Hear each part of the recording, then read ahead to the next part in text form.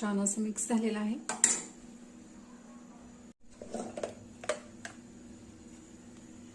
यामध्ये आपण घालणार आहोत चवीनुसार मीठ.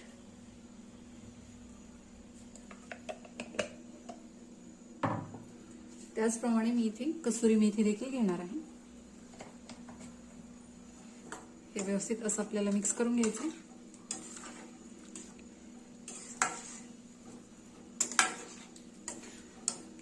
आपण इथे कांदा लसूण वापरलेला नाहीये, यासाठी यामध्ये आपण अगदी थोडासा गरम मसाला ऍड करणार आहोत. तर पाव चमचे इथे मी गरम मसाला ऍड केलेला आहे.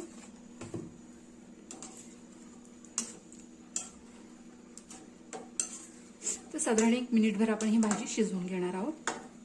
सर्वात शेवटी थोडीशी कोथिंबीर.